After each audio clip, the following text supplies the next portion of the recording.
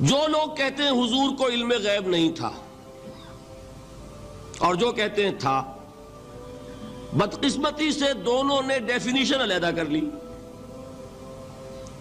جو ڈیفینیشن نفی کرنے والوں نے کی ہے اس کی وجہ سے، اس کے اعتبار سے واقعتاً نہیں تھا۔ انہوں نے ڈیفینیشن یہ کی ہے، تعریف یہ کی ہے، وہ علم جو خود حاصل ہو جائے، اللہ کا عطا کردہ علم جو ہے وہ کہتے ہیں وہ غیب نہیں ہے۔ تو وہ بھی مانتے ہیں کہ ہر علم جو حضور کو حاصل ہے وہ اللہ کا عطا کردہ۔ میں سائی والی میں یہ سارے مرحلے میں نے طے کیے نا اپنے زمانہ طالب علمی میں۔ مولانا منظور احمد شاہ صاحب ہیں سائی وال میں ایک، میں ان کے پاس حاضر ہوا۔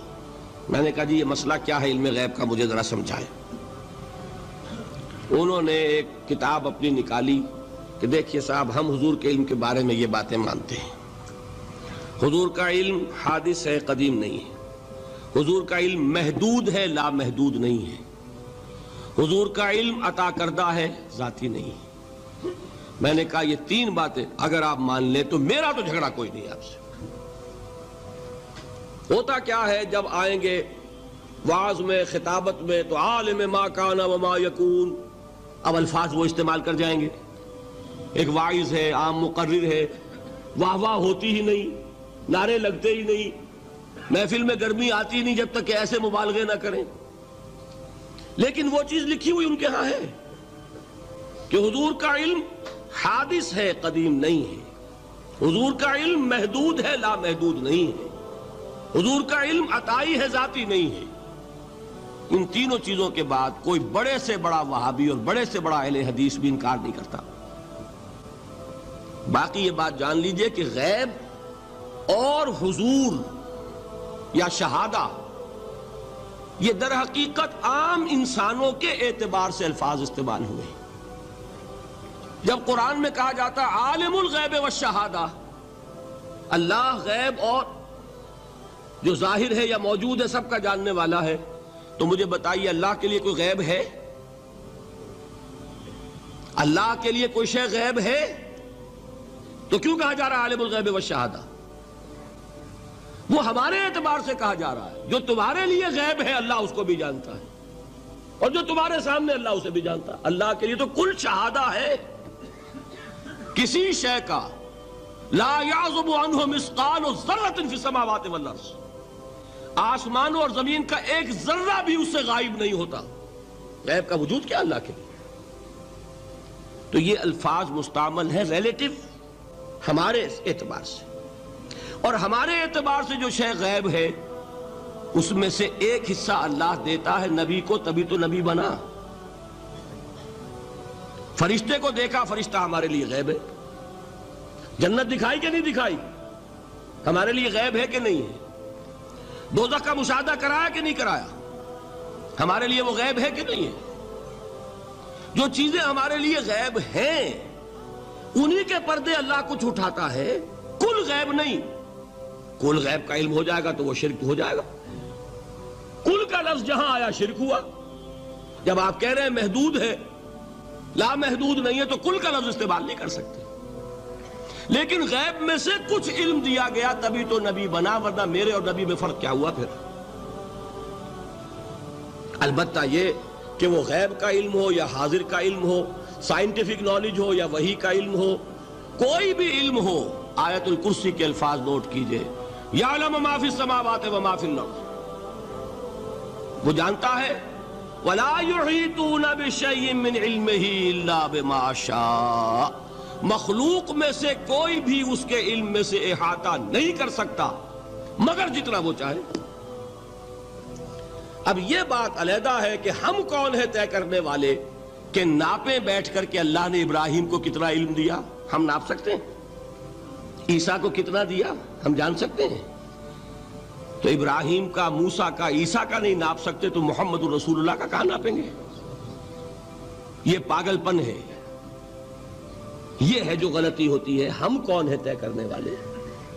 اللہ نے اپنے نبی کو دیا جو دیا، بات ختم۔ کل نہیں کہیں گے، کل کہا شرک ہو جائے گا، ذاتی کہا شرک ہو جائے گا۔ عطائی ہے، جو دیا اللہ نے دیا، اور کل نہیں دیا، جتنا چاہا دیا، ہے حادث، قدیم نہیں، تینوں چیزوں مان لیجئے تو شرک کا کوئی شائبہ نہیں۔ باقی جہاں ایک طرف قرآن میں وہ آیات ہیں کہ اللہ کے غیب کو کوئی نہیں جانتا، ٹھیک، وہاں یہ بھی ہے کہ لا یظہر غیبہ، لا یظہر علی غیبہ الا من ارتضی بالرسول، وہ اپنے غیب پر قابو نہیں دیتا مگر اپنے رسول میں سے جس کو چاہے۔ یہ دونوں آیتیں قرآن کی ہے کہ نہیں؟ اسی لیے در حقیقت جو غیب کی نفی کرتے ہیں حضور سے، وہ کہتے ہیں کہ از خود معلوم ہونے والی شے غیب ہے۔ ہم کہتے ہیں از خود تو کوئی بھی شے کسی کو معلوم نہیں، ہمیں حاضر کا علم بھی اللہ ہی دیتا ہے تو ہوتا ہے، غیب کا تو بہت دور کی بات ہے۔ یہ مسئلے بڑے سیدھے ہیں، خام خواہ ہم نے پیچیدہ بنایا ہوا ہے، خدا کے لیے ان مسئلوں کو سلجھائیے۔ حضور کو علم غیب حاصل تھا یا نہیں، اس میں جو اصل ٹرک ہے، مسئلے کو حل کرنے کے لیے جو اصل کلید ہے وہ کیا ہے؟ پہلے غیب کو معین کر لیں، غیب کسے کہتے ہیں؟ بعض لوگوں نے اس کی ڈیفینیشن یہ کر لی، غیب کا علم وہ ہے کہ جو از خود حاصل ہو جائے خدا کے دیے بغیر۔ اس معنی میں تو کسی کو کوئی علم حاصل ہی نہیں، کوئی اختلاف ہو نہیں سکتا۔ یہ جو شہادہ اور غیب کی اصطلاحات قرآن مجید میں آتی ہیں وہ اس اعتبار سے آتی ہیں کہ ایک وہ چیزیں جو ہماری نگاہوں کے سامنے ہیں، ہم اپنی آنکھوں سے دیکھ سکتے ہیں، اور آنکھوں کے لیے ہم نے ٹیلیسکوپ بھی ایجاد کر لیے، مائکروسکوپ بھی ایجاد کر لیے، اس سے دیکھ سکتے ہیں۔ ایک وہ عالم ہے جو ہماری نگاہوں سے پوشیدہ ہے، فرشتے ہماری نگاہوں سے پوشیدہ ہے، وہ نہ ٹیلیسکوپ سے نظر آئیں گے نہ مائکروسکوپ سے نظر آئیں گے۔ عالم آخرہ، جنت دوزخ ہماری نگاہوں سے پوشیدہ ہے، یہ عالم غیب ہے ہمارے لیے۔ اللہ تعالیٰ غیب اور حاضر دونوں کا جاننے والا ہے، حالانکہ اللہ کے لیے غیب ہے ہی نہیں۔ آپ سوچیے، اللہ کے لیے تو آنے واحد میں ہر شے اس کی نگاہوں کے سامنے بیک وقت موجود ہے، اس کے لیے غیب نہیں ہے۔ جب قرآن کہتا ہے عالم الغیب والشہادہ، وہ ہمارے اعتبار سے جو چیز ہمارے لیے غیب ہے وہ اللہ کے علم میں ہے، اور جو چیز ہمارے لیے شہادہ وہ تو اللہ کے علم میں ہی ہے۔ اس حوالے سے سمجھ لیجئے نبی تو ہو ہی نہیں سکتا جسے کچھ نہ کچھ علم غیب نہ دیا جائے۔ اگر نبی کا علم بھی وہی ہو جو ہمارا ہے تو پھر ہمارا ان کا فرق کیا ہوا؟ نبی نے فرشتے کو دیکھا ہے، نبی کو جنت اور دوزخ کی سیر کرائی گئی ہے، ملکوت السماوات والارض حضرت ابراہیم کو دکھائے گئے ہیں، کذالک نری ابراہیم ملکوت السماوات والارض۔ معراج میں حضور کو کیا کچھ دکھایا گیا ہے؟ اگر یہ چیزیں غیب کی ہیں نا، اگر یہ چیزیں وہی فرشتہ یہ غیب ہے نا، تو غیب کا علم نہ دیا جائے تو نبی کہاں ہوا؟ وہ تو پھر عام انسان ہے۔ قل انما انا بشر مثلکم یوحی الی، وحی آ رہی ہے میرے پاس، تو یہ از خود غیب سے وہ حملہ آ رہا ہے۔ البتہ کل غیب جو ہے وہ اس کی نفی ہو جائے گی، کل غیب نہیں۔ چنانچہ یہ میں نے باقاعدہ ایک بریلوی عالم دین سے گفتگو کی تھی، ابھی میں طالب علم تھا، میڈیکل کالج میں پڑھ رہا تھا، تو انہوں نے جا کے اپنی کتابیں مجھے دکھائیں کہ دیکھیے ہم مانتے ہیں حضور کا علم ذاتی نہیں عطائی ہے، نمبر 1۔ حضور کا علم قدیم نہیں حادث ہے، نمبر 2۔ حضور کا علم لا محدود نہیں محدود ہے۔